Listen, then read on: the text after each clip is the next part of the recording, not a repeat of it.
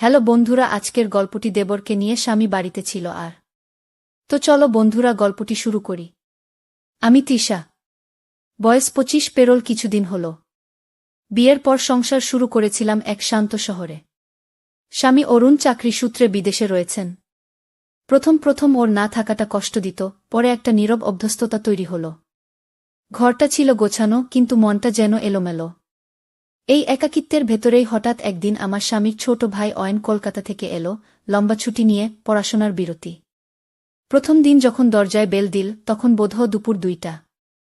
ঘুম ভাঙা চোখে দরজা খুলে ওকে দেখে খানিকক্ষণ চুপ করে দাঁড়িয়ে থাকলাম। ভাবি, চিনতে পারলে না? অয়ন, তোকে তো ছেলেবেলায় দেখেছিলাম। এত বড় হয়ে গেছিস। ওর চোখে ছিল একরকম নরম দৃষ্টি। আমি হাসলাম, ও ঘরে ঢুকল। সেই শুরু। প্রতিদিন দুপুরে রান্নাঘরে কথা হতো, ছাদে শুকনো কাপড় তুলতে তুলতে একসাথে গল্প হতো। আমার একঘেয়ে দিনগুলোতে যেন একটা নতুন রং মিশে গেল অয়নের উপস্থিতিতে। কখনো ও আমাকে জিজ্ঞেস করত, ভাবি, আপনি একা ভয় পান না? আমি হেসে বলতাম, ভয় পাওয়ার চেয়ে অনেক বেশি সময় যে ভাবনার। আর ঠিক তখন ওর চোখে কিছু একটা ঝলক মেরে যেত, যা আমি বুঝতাম, কিন্তু কিছু বলতাম না। অয়ন এই বাড়িতে আসার পর কেমন যেন সময়ের গতিটা বদলে গেছে। সকালবেলা ও রান্নাঘরের পাশে এসে দাঁড়িয়ে জিজ্ঞেস করত, ভাবি, আজ কি রান্না হচ্ছে? তোর প্রিয় জিনিসই, আলু পোস্ত আর বেগুন ভাজা গু। আপনার হাতে রান্না মানেই তো বিশেষ কিছু। আমি হেসে ফেলতাম। কিন্তু জানালা দিয়ে যখন আলো এসে পড়ত ওর মুখে, ওর সেই প্রশংসার ভঙ্গিটা আর সাধারণ মনে হতো না। আমরা একসাথে ছাদে বসে চা খেতাম। কখনো সন্ধ্যার পর লাইট চলে গেলে আমি বারান্দায় বসতাম অন্ধকারের মধ্যে একটু শ্বাস নেওয়ার জন্য। তখন অয়ন এসে পাশে বসে পড়ত। আপনার স্বামী আপনাকে খুব মিস করে না? হ্যাঁ, কিন্তু মনের মধ্যে একটা শূন্যতা থেকে যায়, জানিস, যেটা চিঠিতে বোঝানো যায় না। ওর চোখে তখন একরকম মায়া ভেসে উঠত। আমার খেয়াল হতো ও মাঝে মাঝে কিছু বলতে গিয়ে থেমে যায়। আমি কিছু জিজ্ঞেস করতাম না, কিন্তু ওর নীরবতায় অনেক কথা বলে দিত। একদিন রাতে আমি বারান্দায় বসে থাকতাম। নিচে রাস্তার আলো, দূরের ট্রেনের আওয়াজ, আর পেছনে অয়নের ধীরে ধীরে এগিয়ে আসা পায়ের শব্দ। ভাবি, আপনি যদি চাইতেন এই একাকিত্বটা একটু ভাগ করে নিতে, তাহলে হয়তো। আমি ঘুরে তাকালাম। ওর চোখে একটা দায়িত্ব, আবার একটা অচেনা গভীরতা। আমি চুপচাপ উঠে চলে এলাম। কিন্তু সেদিন ঘুম এল না। ওর কথাগুলো কানে বাজতে থাকল। আপনি যদি চাইতেন। সেই রাতের পর আমাদের মাঝখানে যেন অদৃশ্য একটা সেতু তৈরি হয়ে গেল। কোনো কথা না বলেও অনেক কিছু বুঝে নেওয়া শুরু করলাম আমরা। অয়ন এখন আর ভাবি বলে ডাকতেও একটু থেমে যায়।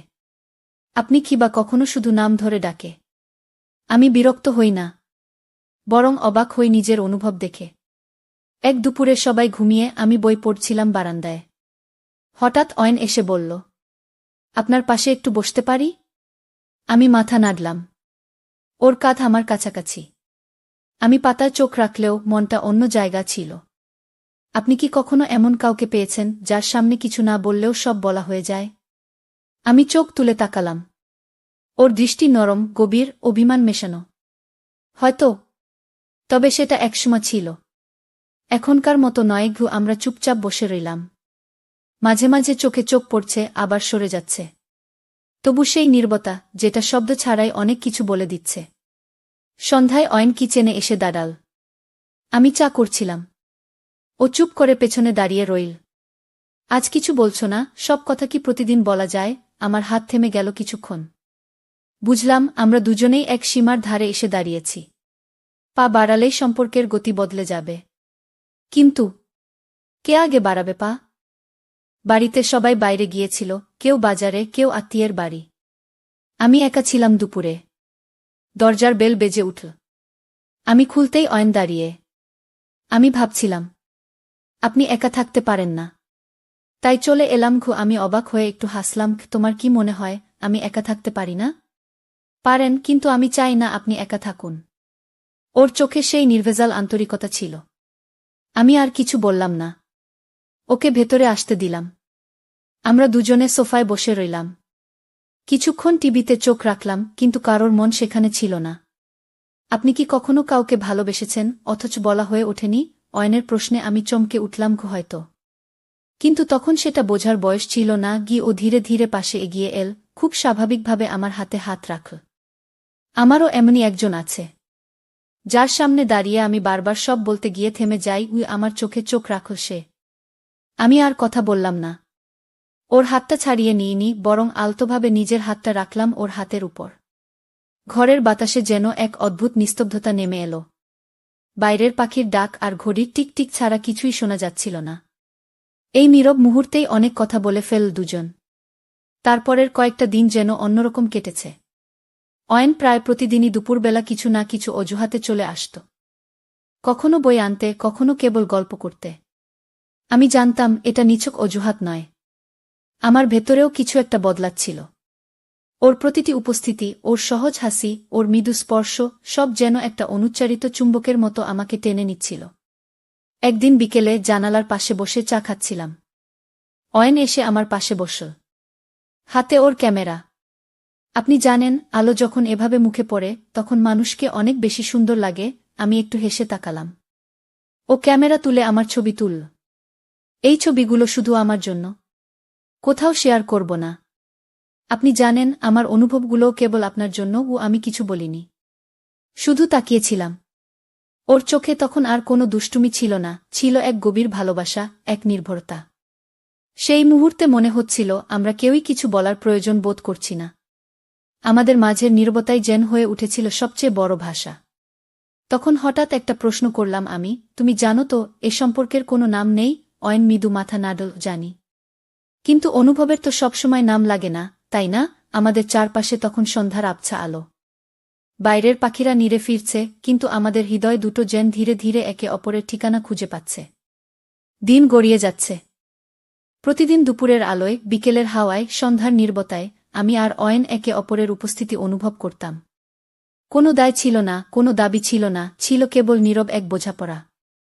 একদিন বিকেলে রান্নাঘরে বসে আমি চা বানাচ্ছিলাম। পেছন থেকে অয়ন এসে ধীরে ধীরে একটা কাপ হাতে নিয়ে বলল, চা তো আগের মতোই, কিন্তু আপনি দিনে দিনে অনেক কিছু পাল্টে ফেলছেন জানেন। আমি একটু হেসে বললাম, সব কিছুই কি আমি পাল্টাচ্ছি? নাকি তুমিই আমাকে নতুন করে চিনতে শিখছ? ও কিছু বলল না, শুধু আমার চোখের দিকে তাকিয়ে থাকল। ওর চোখে একটা অদ্ভুত ধরনের স্থিরতা ছিল, যেন কিছু না বললেও বুঝে ফেলছে আমার মনের গভীর কথাগুলো। সে রাতে চাঁদের আলোয় ছাদে বসেছিলাম আমরা দুজন। শব্দহীন পরিবেশ। হাওয়ার মধ্যে ছিল একরকম ঘন ভালোবাসা। অয়ন আমার দিকে তাকিয়ে বলল, আমি কোনো কিছু চাই না, কেবল এই মুহূর্তগুলোকে মনে রাখতে চাই। যেমন তুমি আছো ঠিক সেভাবে। আমি ওর কাঁধে মাথা রাখলাম। আর কিছু বলিনি, কারণ তখন কোনো কথা আর প্রয়োজন ছিল না। আমরা জানতাম এই সম্পর্ক কোনো নাম দাবি করে না। সমাজের চোখে যা ঠিক নয়, হৃদয়ের গভীরে সেটা সত্যি হয়ে যায় অনেক সময়। এ সম্পর্কের কোনো ভবিষ্যৎ নেই, কিন্তু তার গভীরতা ছিল একান্ত, এবং সেটাই আমাদের কাছে যথেষ্ট ছিল। চুপচাপ নিঃশব্দে একে অপরকে ভালোবেসে আমরা মেনে নিয়েছিলাম, ভালোবাসা সব সময় থাকতে হয় না, শুধু অনুভব করলেই চলে। তো বন্ধুরা, ভিডিওটি ভালো লাগলে কমেন্টে জানাবেন। এই রকম ভালোবাসার গল্প শুনতে চাইলে চ্যানেলটা সাবস্ক্রাইব করুন এবং পাশে থাকুন আর আপনার বেল আইকনটা বাজিয়ে রাখুন, যাতে নতুন ভিডিও আপলোড করা মাত্র আপনারা দেখতে পারেন।